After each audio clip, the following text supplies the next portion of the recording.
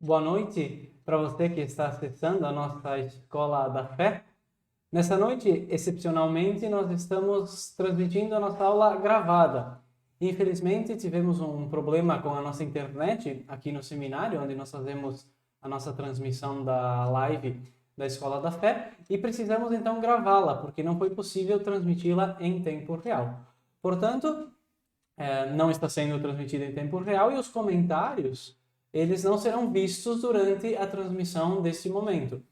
O que pode ser feito, qualquer dúvida, qualquer colocação, podem ser mandados pelo WhatsApp, como foram feitas das outras vezes em que as aulas também eram gravadas, né?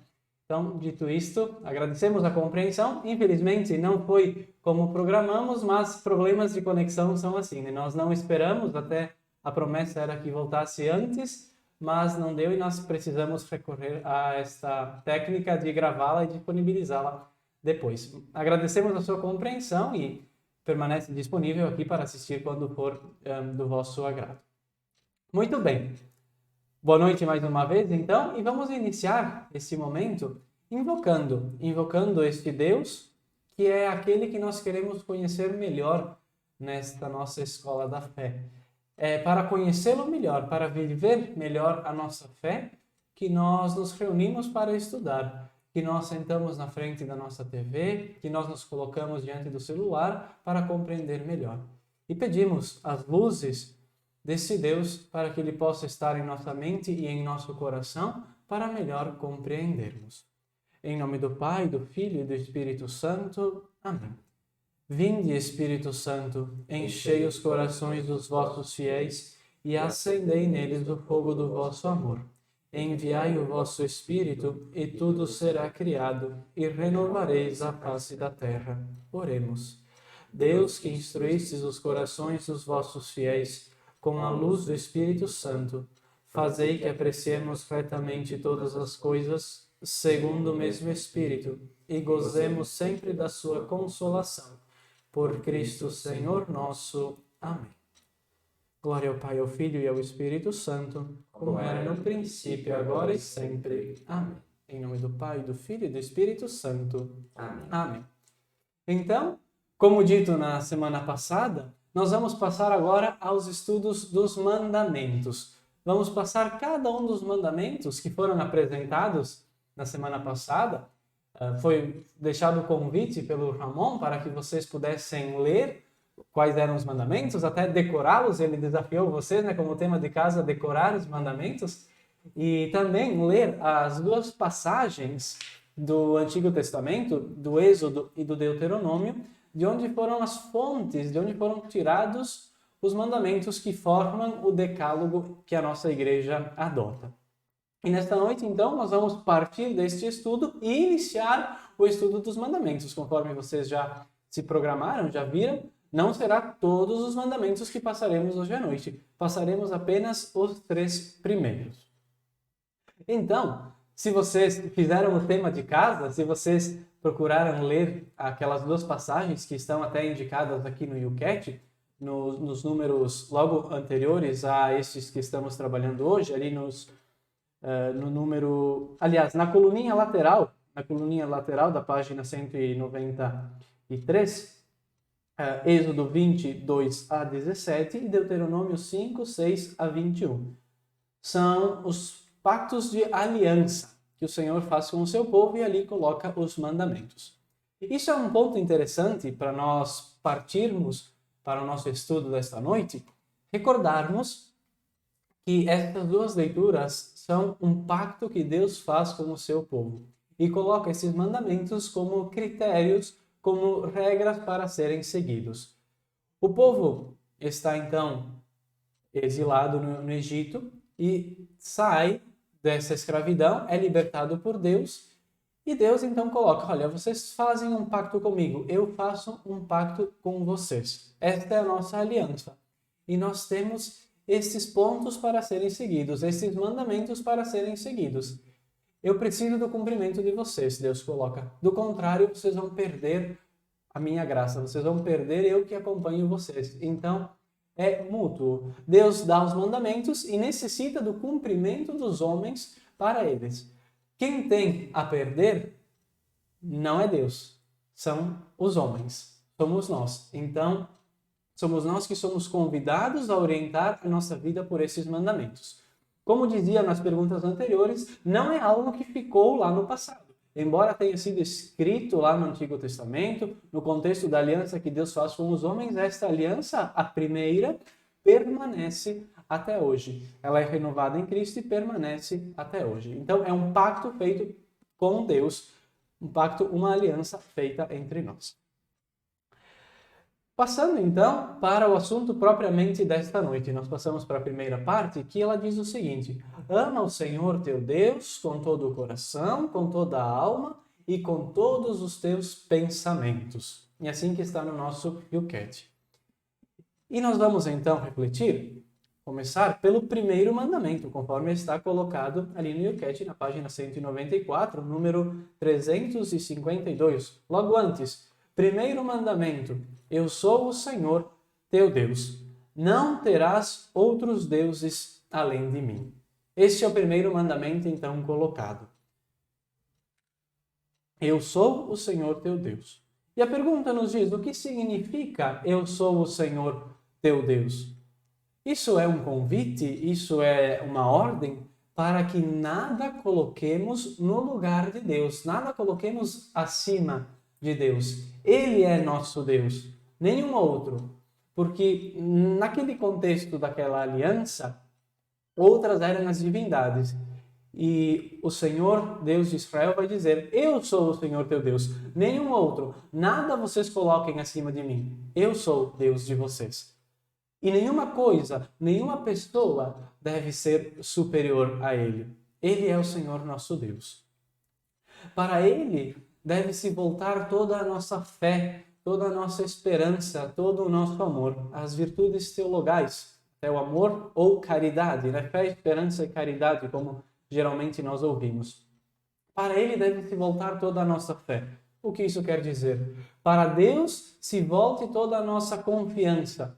É em Deus que nós cremos, não é em outra coisa. É nele, o nosso ato de crer, o nosso ato de fé, seja para Deus. A nossa esperança, onde nós colocamos, onde nós nos agarramos, onde nós colocamos nossa esperança, que seja em Deus. É nele que nós devemos colocar as nossas forças, é nele que nós devemos segurar a nossa mão. Por isso, eu sou o Senhor teu Deus, coloca em mim a tua fé. Coloca em mim a tua esperança. Não precisa ser desesperado, sem esperança, mas coloca em mim a tua esperança. E tudo isso com amor, com caridade, que sejam vividas a fé e a esperança com o amor, com a caridade. Amar a Deus, sobretudo. E esta, então, é a base de todos os mandamentos. Até ali vocês podem ver que tem um triângulo e uma pirâmide, como fosse, e abaixo dele nós vemos um quadradinho vermelho, um retângulo vermelho, escrito: eu sou o Senhor teu Deus. Esta é a base de todos os mandamentos. O que significa ser a base?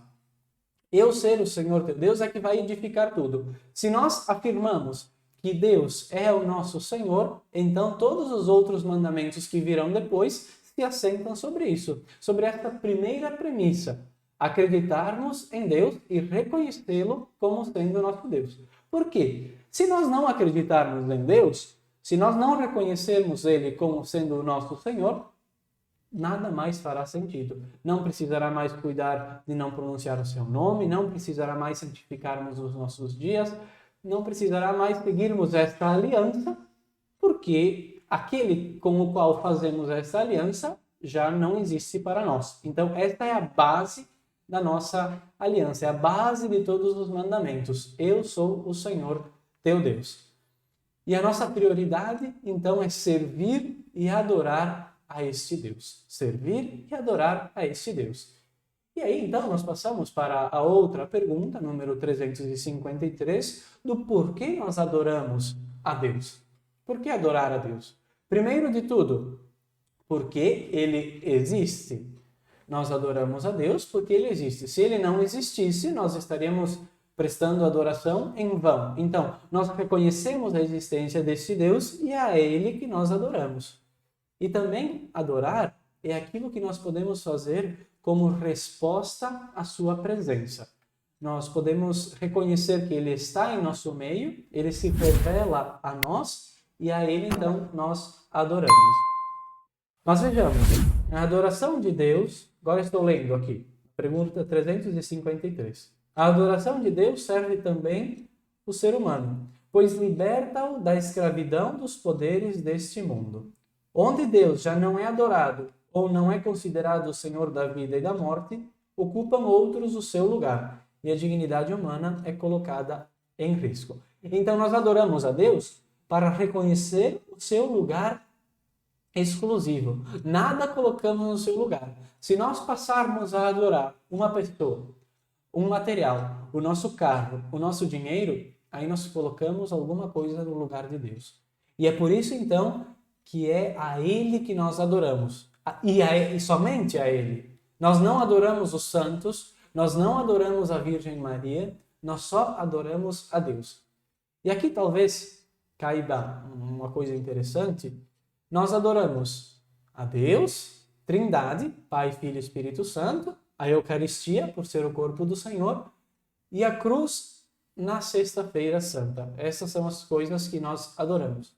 O restante não é prestado por nós adoração. Nós prestamos respeito, nós veneramos, mas nós não adoramos. A adoração, então, dirigida somente a Deus. E nós, então, adorando a Deus, nós vamos fazer uma pergunta. Bom, se nós devemos adorar a esse Deus, o que vamos fazer com quem não acredita nesse Deus? Nós devemos forçar? Ali na pergunta 354, podemos forçar alguém a crer em Deus? E a resposta ali é bem enfática. Não.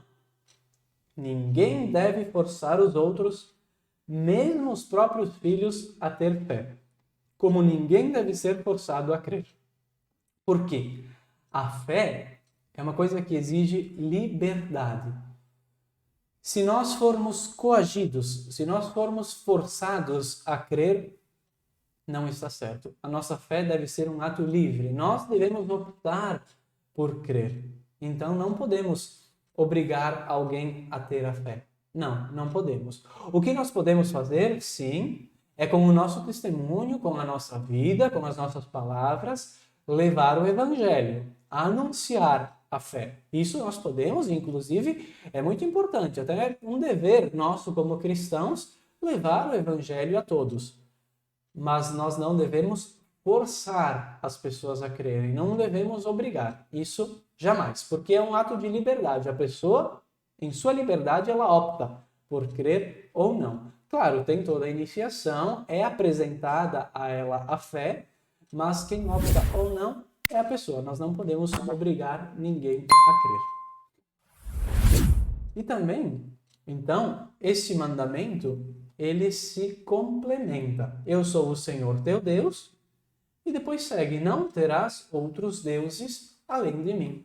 Não terás outros deuses além de mim. E a pergunta vai ser, o que significa não terás outros deuses além de mim? No número 355. Aqui nós precisamos recordar uma ideia que está contida no Antigo Testamento. É feito um pacto, né? Então Deus faz esse pacto com o seu povo, mas naquela época existiam muitas nações, existiam muitas realidades. E esses povos, então, por sua vez, tinham suas divindades também.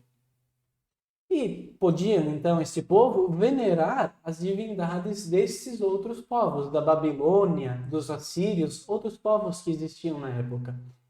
E Deus, então, vai dizer, não terás outros deuses além de mim. Eu sou o Senhor teu Deus. Então, feito este pacto, aqueles outros deuses, não. Eu sou o Senhor teu Deus. Então, é para evitar os desvios que tem esse convite, não terás outros deuses além de mim, para evitar esses desvios.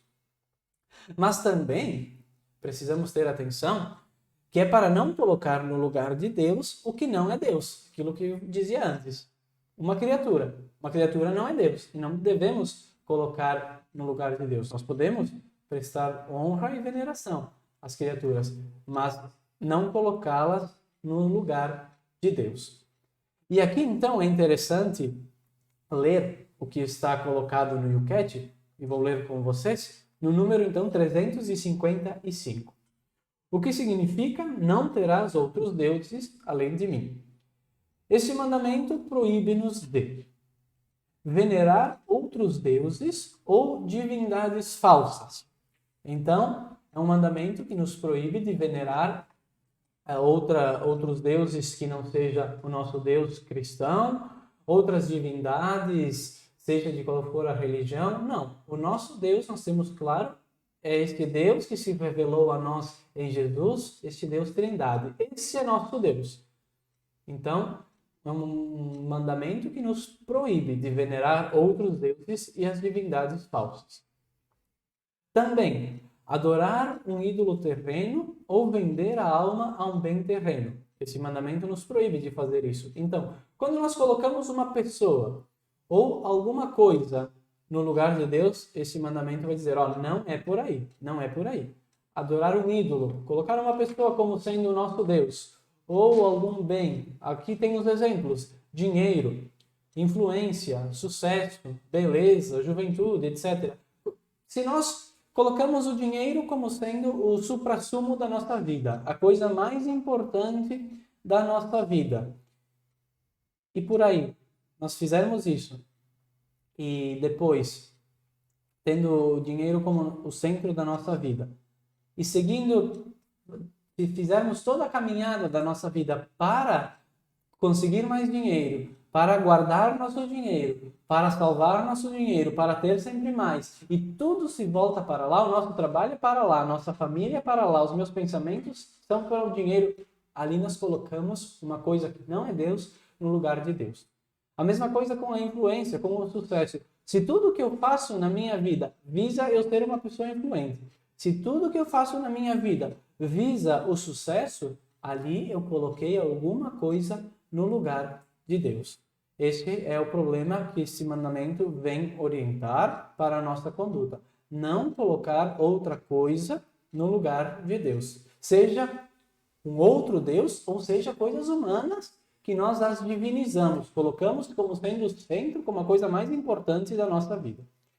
Também ele nos proíbe de, volto a ler, ser supersticioso, isto é, ao invés de crer no poder, na orientação e na bênção de Deus, aderir a práticas esotéricas, mágicas ou ocultas, incluindo a adivinhação e o espiritismo.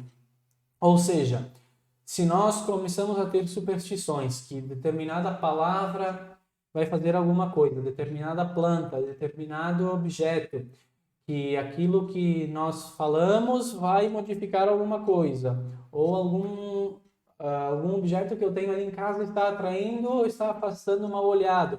Ali nós já começamos a colocar outra coisa no lugar de Deus. Nós paramos de acreditar no seu poder, na sua orientação, na sua bênção que guia a nossa vida e colocamos outra coisa no seu lugar. Talvez possamos não perceber, isso é muito sutil, nós possamos não perceber, mas nós estamos devagar inserindo coisas que não condizem com esse Deus que conduz a nossa vida, com esse Deus que se revelou a nós e mostrou como quer que nós o sigamos. Ele se mostra a nós, deixa a sua mensagem, deixou a sua doutrina, então é assim que nós devemos segui-lo, não colocar essas coisas no seu lugar. E aqui a adivinhação, espiritismo, a psicografia, todas essas coisas, não, é para deixar de lado. Também o horóscopo, por exemplo, é uma outra coisa que às vezes nós nos deixamos levar e que não condiz com a nossa fé de cristãos. Horóscopos são previsões que fazem a partir de leituras de astros, enfim, para saber como que vai ser a nossa vida, como nós seguiremos, como acontecerão as coisas. Ali se esconde um outro perigo, porque deixamos de confiar em Deus para seguir algumas outras previsões. E aqui é interessante tomar o próprio catecismo, que quanto a isso, ele vai dizer uma coisa muito, muito boa para nós. Agora eu vou ler o próprio catecismo da igreja, então. A consulta aos horóscopos a astrologia, a quiromancia, isto é, aos mortos, a interpretação de presságios e da sorte, os fenômenos de visão, o recurso a médiuns, tudo isso escondem uma vontade de poder sobre o tempo, sobre a história e, finalmente, sobre os homens, ao mesmo tempo que um desejo de ganhar para si os poderes ocultos. Então, ele nos alerta para dois perigos. O porquê? Então, nós não podemos seguir previsões, nós não podemos ir para adivinhações. Por quê? Escondem uma vontade de poder sobre o tempo e sobre a história. Nós queremos, assim, nos colocar até no lugar de Deus, determinando, querendo prever o que vai acontecer conosco, tentando assim evitar, tentando agir de forma A ou B por saber o que vai acontecer conosco. Então, exercer poder sobre o tempo, tentar dominá-lo, e isso não nos cabe. E também esconde uma vontade de poder sobre os homens, ao mesmo tempo, que um desejo de ganhar para si os poderes ocultos. Nós, às vezes, tentamos dominar as pessoas por termos essas previsões, e daquilo que é oculto, daquilo que é místico, daquilo que, às vezes, nós achamos que está por trás, nesse misticismo, nesse ocultismo, nós queremos ter esses poderes de prever, e isso, então, é contrário ao convite que Deus nos faz nesse mandamento. Também provocar a Deus com palavras e atos, coloca o Yucat. Quando nós queremos testar a Deus, Senhor, eu só vou acreditar em Ti se Tu fizeres isso ou aquilo para mim. É aquilo que nós vemos nas tentações. Na Bíblia, quando que Jesus é tentado. Olha, o diabo chega lá para ele e diz, Senhor, eu só vou acreditar em Ti se essa pedra se transformar em pão. Se Tu és Deus, transforma essa pedra em pão. Isso, então, é tentar até mesmo o Senhor. Então, é colocar outra coisa. É tentar a divindade do Senhor nosso Deus. Também cometer sacrilégio, quando nós não levamos a sério as coisas sagradas, quando nós profanamos as coisas sagradas. Também isso vai contra esse mandamento. Também, por fim, adquirir poder sagrado de modo corrupto e profanar o sagrado comercialmente. Quando nós tentamos, através do sagrado, ganhar dinheiro, vender os poderes ou comprar poderes, tudo isso é vão. Tudo isso é querer colocar outra coisa no lugar de Deus. E não está correto, não é conforme a lei do Senhor. Mas então, de tudo isso que foi visto, nos leva a outra pergunta, ao número 356. Então, será o esoterismo compatível com a fé cristã? Aqui também é enfático o Yucat ao dizer, não. O esoterismo passa ao lado da realidade de Deus. Deus é um ser pessoal, é o amor e a origem da vida. Não é uma energia cósmica fria. Deus não é uma energia. Deus não é algo que está pairando no ar ou que nós podemos captar. Deus tem a característica de pessoalidade. Ele se revelou a nós. Ele é amor. E o ser humano é desejado e criado por Deus. Não é divino, mas uma criatura ferida pelo pecado original, recordemos, ameaçada pela morte e necessitada da redenção.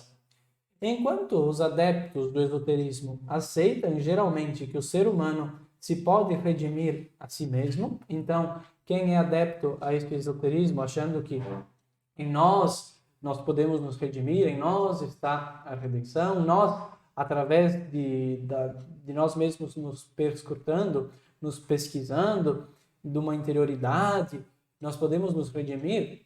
Isso também é contrário ao que nossa igreja ensina, ao que nossa fé ensina, porque nós precisamos da graça de Cristo, da graça de Deus, para nos salvar. Nós precisamos da salvação que vem por Cristo.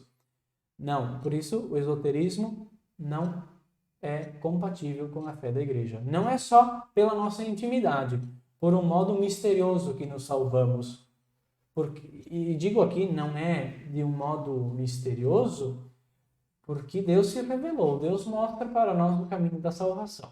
Como Ele age para nos salvar, talvez possa ser um mistério, mas nós sabemos qual o caminho da salvação. Então, por isso é contrário ao esoterismo. Também aqui vai nos chamar a atenção.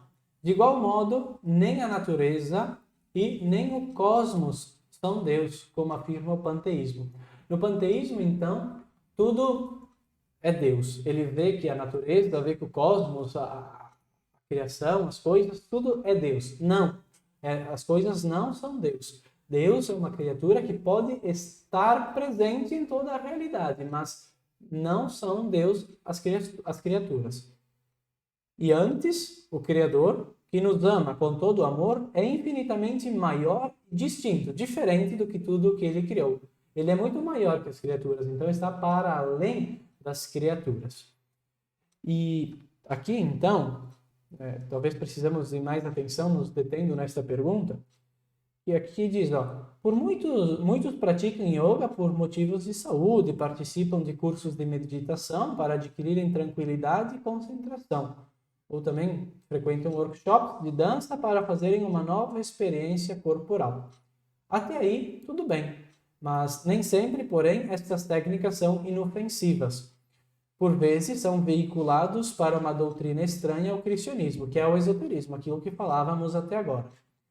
Nenhuma pessoa racional deveria concordar com esta mundivisão irracional em que formigam espíritos, duendes e anjos, que são seres esotéricos, em que se crê em magia e os iniciados têm um conhecimento misterioso, algo que a gente não sabe bem, algo que é meio oculto, que é ocultado ao povo estúpido, até diz aqui. Então, doutrinas assim meio estranhas, que subjazem, que não são claras. Não, a nossa fé é clara. A revelação que vem através de Cristo, ela tem clareza.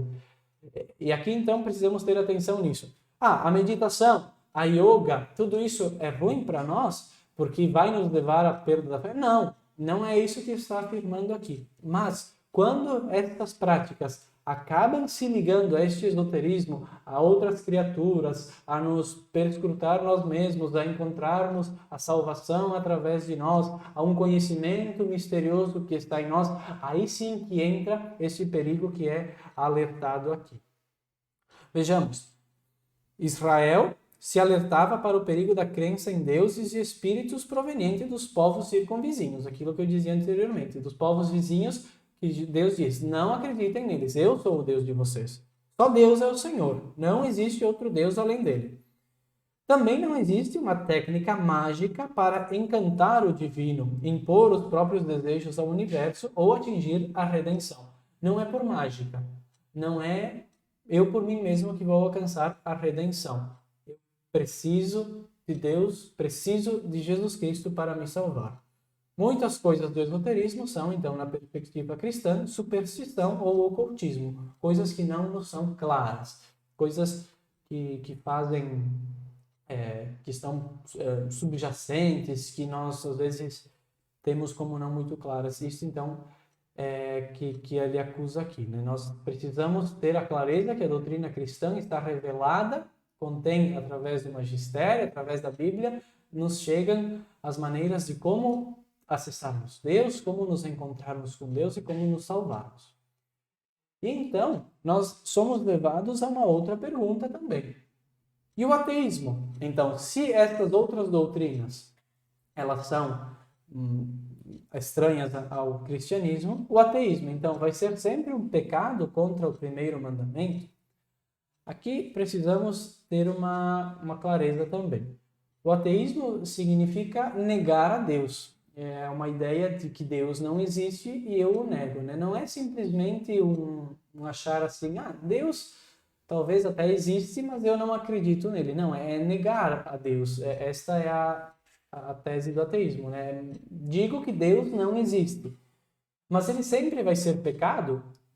É pecado se é feito, então, consciente e intencionalmente. Aqui nós precisamos recordar, quando nós viemos sobre o pecado, que o pecado precisa de uma matéria, de consciência e de intenção. Então, será pecado se eu estou consciente de que estou negando a existência de Deus e eu tenho, de fato, a intenção de fazer isso. Por exemplo, se vem aqui alguém e agora quer me matar e eu vou, para me salvar, eu vou dizer que Deus não existe. Um exemplo bem maluco.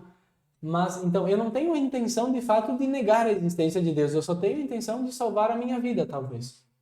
Então, não é uma negação intencional da existência. Eu não quero negar a existência de Deus, mas por uma outra causa eu estou negando. Mas não é porque eu não creio. Então, precisa ter essa clareza.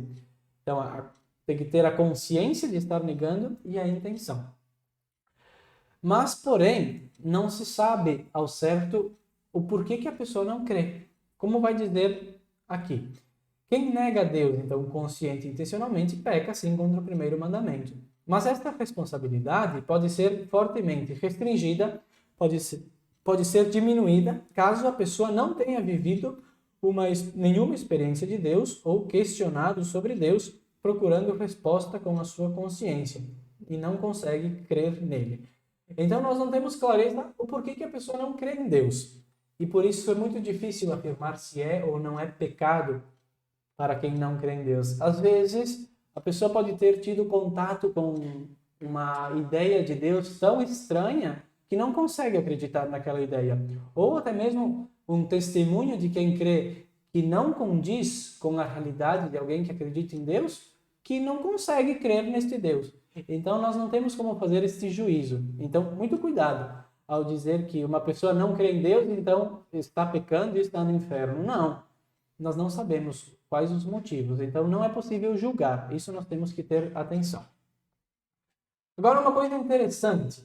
Uma polêmica que volta e meia a gente escuta, né? Nós católicos somos adoradores de imagem. E aí vem lá o texto dizendo, né? Está escrito, está na Bíblia, não farás para ti imagem do que existe nos céus, na terra ou embaixo das águas. Então, a pergunta, né? 358. Por que motivo o Antigo Testamento proíbe as imagens de Deus e por que razão os cristãos já não cumprem esta proibição? Aqui, novamente, nós vamos ter que retornar à ideia bíblica. Nós precisamos recordar a idolatria. Povos que construíam imagens e naquela imagem viam Deus. Reconheciam Deus presente naquela imagem. E aquela imagem era Deus. Por exemplo, se eu tomar esse belo ícone de Nossa Senhora e reconhecer que esse ícone é Deus, aqui eu estou na idolatria. E era isso que acontecia. Reconhece neste ícone, nesta madeira, Deus. Ou no bezerro de ouro que foi feito, ou em outras coisas, nessas coisas que conhecia Deus. E aí então é que vem esse mandamento: não farás para ti imagem. Porque acreditavam que na imagem estava Deus. Este é o motivo então da proibição. Ó. Para proteger o mistério de Deus e se demarcar de imagens cultuais pagãs, do bezerro ou outros deuses, enfim, o primeiro mandamento determina: não farás para ti nenhuma imagem de Deus, para que nada pudesse substituir, nenhuma imagem substituísse aquele mistério, para que não houvesse o perigo de tornar a própria imagem Deus. Mas, olhando para este ícone do presépio que está aí na tela, nós já encontramos a resposta para a segunda parte da pergunta: por que razão os cristãos já não cumprem esta proibição? Nós vemos ali então José, Maria e deitado pequenininho o menino Jesus. Menino Jesus, como nós já estudamos, é Deus. Jesus é Deus. E através de Jesus, Deus teve um rosto. Esse Deus que nós não conhecíamos, esse Deus misterioso, passa em Jesus a ter um rosto. Nós podemos ver. Esses nossos olhos humanos passam a ver um Deus que caminha entre nós. Passa a ter a imagem de fato de Deus. Não é mais alguém que está apenas na nossa imaginação, mas tem a própria imagem. E por isso, então, nós podemos representá-lo. Porque é como se fosse uma fotografia. Se Jesus tivesse nascido nos dias atuais, certamente não faltariam fotos dele. Né? Com a facilidade que nós temos de ter um celular e bater uma fotografia, certamente encontraríamos muitas fotos de Jesus. E aí, seria então idolatria? Não. seria apenas uma imagem de Jesus. Então, Jesus, quando assume, mostra o rosto de Deus, mostra a imagem de Deus. E então, é por isso que nós podemos ter imagens. Mas, claro, com muita clareza de que na imagem não está a divindade. Deus não é aquela imagem. Deus é muito mais do que a imagem, mas representa. Nós, como seres simbólicos, que precisamos de alguém, de alguma realidade que nos materialize o transcendente, a imagem nos ajuda a rezar. Quanto mais fácil não é para nós contemplarmos a cena do nascimento de Jesus, se nós podemos aqui visualizar ele como é relatado no Evangelho, com os animais, com seu pai, com sua mãe, até tem um pouquinho da visita dos magos, dos pastores no cantinho, nós podemos ver isso. E então, nós veneramos quem está pintado, quem está esculpido, quem está representado. Nós não veneramos a própria imagem. Por exemplo, se nós temos lá a nossa imagem de São Pedro ou São Paulo, nós sabemos que não é São Pedro aquele gesso lá, aquela madeira ou aquela fotografia, mas é alguém que já está junto de Deus, mas aquela imagem nos recorda. Ou quando vamos a um cemitério, que tem a fotografia do nosso ente querido, do nosso falecido. Aquela fotografia é a pessoa? Não, mas nos recorda, nos ajuda a trazer em nossa mente aquela pessoa. Quando nós vemos a imagem, nós nos dirigimos ao modelo original. Nós recordamos, a nossa mente se remete à pessoa ao qual ela representa. Então, quando nos acusam de adorarmos imagem, primeiro, nós não adoramos imagem.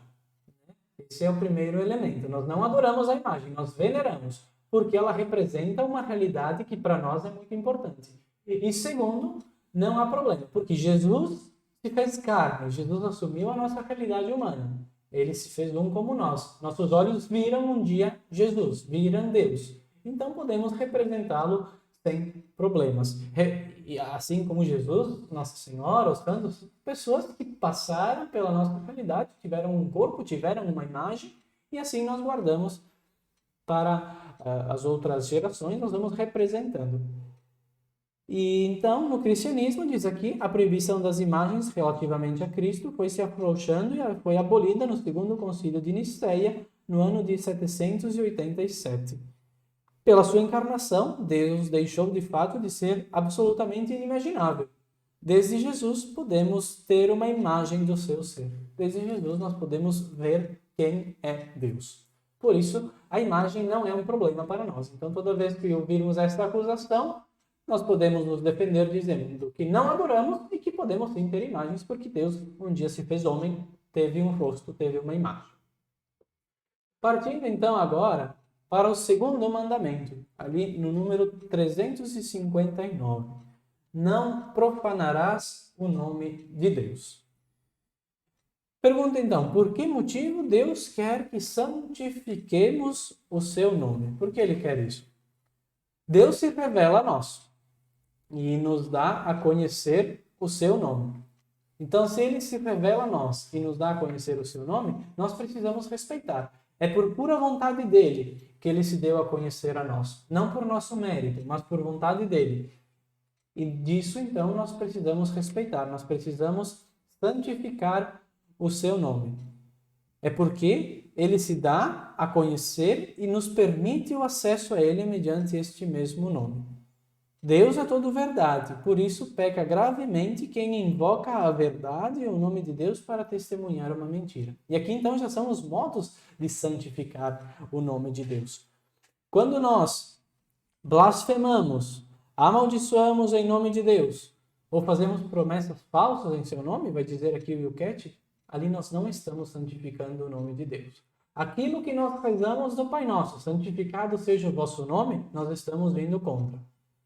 E também, o segundo mandamento, ele vai ser estendido para além do simples nome de Deus, mas para o sagrado em geral. Os lugares, as coisas, os nomes e as pessoas que foram tocados por Deus são sagrados. Nós precisamos respeitar tudo isso. É um nome santo, nome de Deus. E no nome está a pessoa, no nome nós reconhecemos a pessoa. Então, por isso precisamos.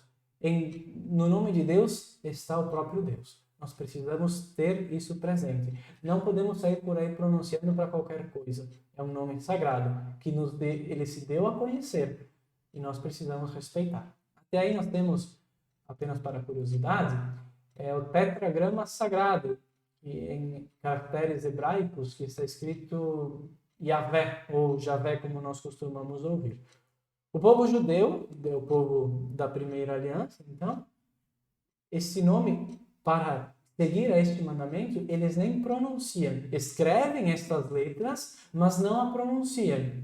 Apenas leem outra coisa quando isso está escrito, para proteger a sacralidade do nome de Deus. E a isso, então, está associado uma outra coisa, o sinal da cruz. O que significa o sinal da cruz? O sinal da cruz, em nome do Pai, do Filho e do Espírito Santo, significa a nossa fé. E nós nos colocamos sob a proteção de Deus, e esse Deus que é Trindade, que é Pai, que é Filho e que é o Espírito Santo. Significa que nós pedimos a sua proteção, nós nos colocamos sob a sua proteção, nós reconhecemos a ação dele em nossa vida.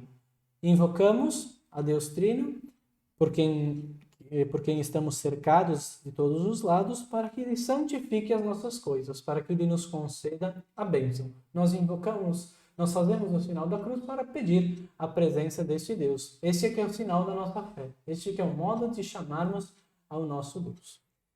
E também, depois nós temos na pergunta 361, o que significa para os cristãos ser batizado num determinado nome. Nós somos batizados em nome da Trindade. Um dia nós fomos a uma pia batismal e alguém derramou água na nossa cabeça e disse: eu te batizo em nome do Pai, do Filho e do Espírito Santo. Fomos batizados em nome dessa Trindade que invocamos no sinal da cruz. Mas um detalhe interessante. Antes de dizer eu te batizo em nome do Pai, do Filho e do Espírito Santo, o padre ou o ministro que nos batizou, ele disse alguma coisa. Ele disse o nosso nome. Então, no meu caso, ele disse assim: Eduardo, eu te batizo em nome do Pai, do Filho e do Espírito Santo. João, eu te batizo em nome do Pai, do Filho e do Espírito Santo. Márcia, eu te batizo em nome do Pai, do Filho e do Espírito Santo. Ali nos é atribuído um nome. E no nosso nome está a nossa identidade. Por isso, a importância do nome. O que significa para os cristãos ser batizados num determinado nome? O nome e o rosto são o que faz uma pessoa única, também e sobretudo diante de Deus. Os cristãos lidam respeitosamente com o nome de uma pessoa, porque o nome está profundamente ligado à sua identidade e à sua dignidade. Aqui também é importante nós termos presente o seguinte: no nome está muito mais do que um conjunto de letras. Está muito mais do que um conjunto de letras que formam uma palavra. O nome traz presente a própria pessoa. Se nós recordarmos aqui o nome do nosso pai ou da nossa mãe, nós vamos trazer a imagem daquela pessoa, nós traremos a identidade daquela pessoa. Ao pronunciarmos o nome, nós vamos remeter para uma identidade. Por exemplo, ao dizer Maria, Nossa Senhora, né? Não vou ficar aqui apenas com M-A-R-I-A, mas vou recordar daquela que é a mãe do nosso Salvador, a mãe de Jesus. Então, por isso a importância do nome, que torna a criatura especial, torna a criatura única, a presença do nome. É tão importante. Por isso também somos batizados com um nome. Não somos criaturas quaisquer. Temos uma dignidade que nos é dada pelo nome. É até interessante, né? Por exemplo, as nossas galinhas lá em casa, por exemplo, elas não têm nome. Ou talvez a gente possa ter até alguma que a gente dê um nome por brincadeira, enfim. Mas elas, que são animais, nós não damos nome. Mas para uma pessoa nós damos nome. Até também, por vezes, se houve algum comentário por aí, né? Que para a criação, por exemplo, não costuma dar um nome, porque depois vai ter pena de matar. Quando começa a chamar pelo nome uma vaca, vai ter pena de matar. Então, você estabelece uma relação com aquele animal por causa do nome. Se com aquele animal você estabelece essa relação, imagine com uma pessoa. O nome traz uma dignidade. O nome te remete a esta pessoa. Por isso, a importância de respeitar o nome, de não profanar este nome. o nome da pessoa e também o nome de Deus. Tudo isso está contido neste segundo mandamento, que nós somos convidados a observar. E por vezes, e é um costume bonito, dar o nome de santos aos nossos filhos, àqueles que fazem parte da nossa vida. É um costume bonito que temos na igreja e que pode sim ser adotado para que aquele santo seja um intercessor na vida daquela pessoa. Agora, então, nós passamos já para o terceiro mandamento, que é lembra-te de santificar o sábado. E aqui, então, pode nos surgir uma questão que é igual daquela que está aqui no 362. Por que razão Israel celebra o sábado? Lembra-te de santificar o sábado. Mas não é o domingo para nós? Então, vamos por partes. O sábado é, para o povo de Israel, a grande memória de Deus, Criador e Libertador. Se nós recordarmos, na narrativa do Gênesis, que narra a criação do mundo, Deus foi criando o mundo em 6 dias, não é? E no último, o que ele fez? Descansou. Então, na nossa concepção, domingo, segunda, terça, quarta, quinta, sexta, ele criou o mundo e no 7º dia, no sábado, Deus descansou. Então, por isso que se Deus descansou, quanto mais as pessoas. É disso que Israel tira este mandamento, de guardar o sábado, parar tudo. E também, uma outra coisa é que todos deviam descansar nesse sábado. É o momento de parada, é o momento de refazer as energias. Até os escravos deviam poder guardar o sábado. Se vocês leram o livro do Êxodo no capítulo 20, e também aqui trago o capítulo 23, que nos diz assim: durante 6 dias farás os teus trabalhos, e no 7º descansarás, para que descanse o teu boi e o teu jumento, e tome alento o filho da tua escrava e o estrangeiro. É para que todos descansem o 7º dia. Não é somente para o dono da propriedade, o dono da casa, mas para todos. Para que todos pudessem ter o seu lazer. Por quê? Porque até Deus descansou da sua criação. É o momento da dignidade também das pessoas, que não está só em trabalhar, mas está no justo e no merecido lazer, no descanso. Mas em Jesus, como lidou com o sábado?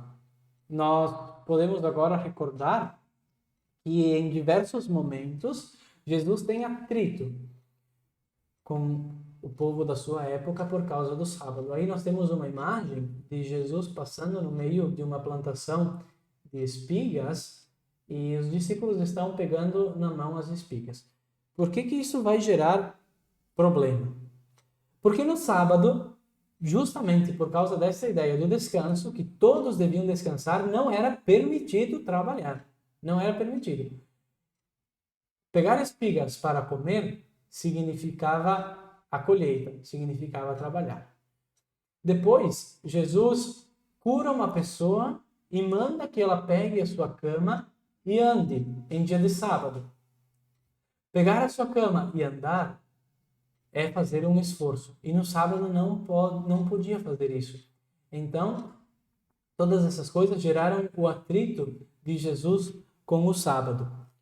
Mas não só, porque Jesus também respeitou o preceito do sábado.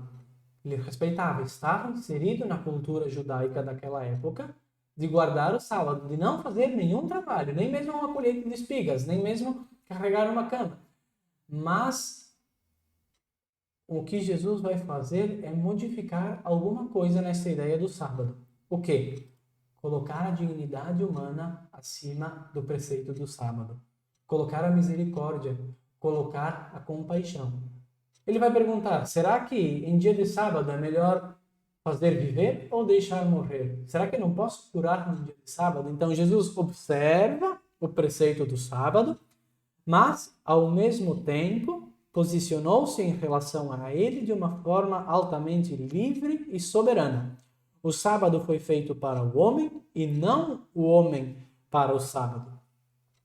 Jesus é Senhor também do sábado, vai dizer aqui abaixo. Ou ele é o Messias, ou ele é um homem simples. Mas sabemos, Jesus é o Messias, e por isso ele é superior, ele é maior que o sábado. O descanso, o lazer, sim, é necessário. Mas não é pretexto para que nós sejamos omissos a fazer o bem. Não é pretexto para que nós tenhamos compaixão. Para que nós não tenhamos compaixão. O sábado era esse, então, momento que Jesus operava curas, mesmo sendo difícil para que aquele povo compreendesse. Agora, passando mais adiante, então, nós vamos entrar no domingo, o domingo cristão. A pergunta 364, por que motivo os cristãos substituíram o sábado pelo domingo? Então, se o sábado é o dia que Deus descansou, se o sábado é o dia sagrado dos judeus, se Jesus respeitou o sábado, por que nós descansamos no domingo? Que dia Jesus ressuscitou? Num domingo, assim nos dizem os relatos dos evangelhos.